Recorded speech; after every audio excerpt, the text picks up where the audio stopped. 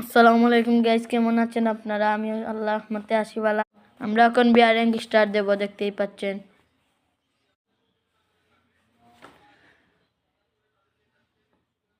ফ্যাক্টরিতে যাবো, এই দিকে উঠবো, দুইটা গুলওয়াল মারবো এখানে।